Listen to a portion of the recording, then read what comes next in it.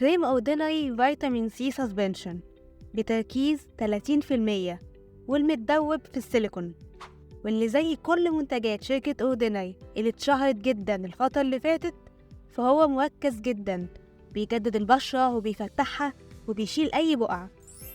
بس قبل ما تقرري تشتريه لازم تعرفي ازاي تستخدميه صح عشان ما يسببلكيش أي حرق في وشك.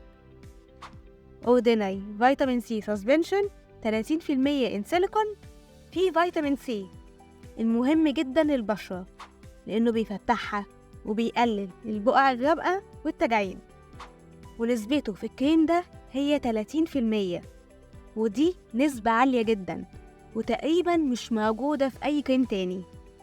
ولأن فيتامين سي يعتبر من أكتر الفيتامينات اللي سهل جدا إنها تتكسر وتتأكسد، فبيفقد جزء كبير من فعاليته وقوته، فشركة اوردينري حلت المشكلة دي بإن الكريم ده ما فيهوش أي مية وموجود بدلها السيليكون اللي بيحافظ على تركيز فيتامين سي في الكريم وبيخليه أسهل في التوزيع على البشرة وبيقلل أي إحساس بالحرقان ممكن يحصل بسبب تركيز فيتامين سي العالي.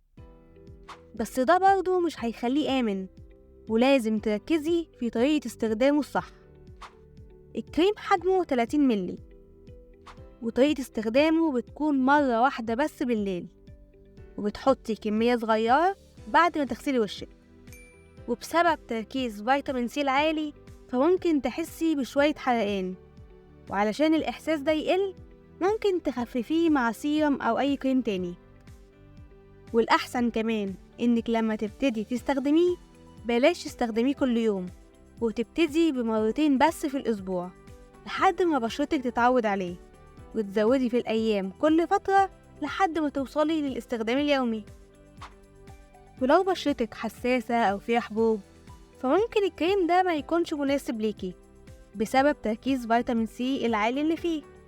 وطبعا مهم جدا استخدام السان سكرين الصبح.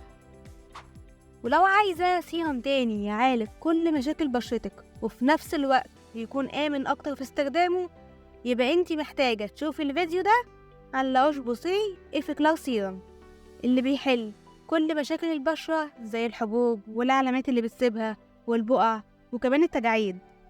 وأشوفك في فيديو جديد قريب.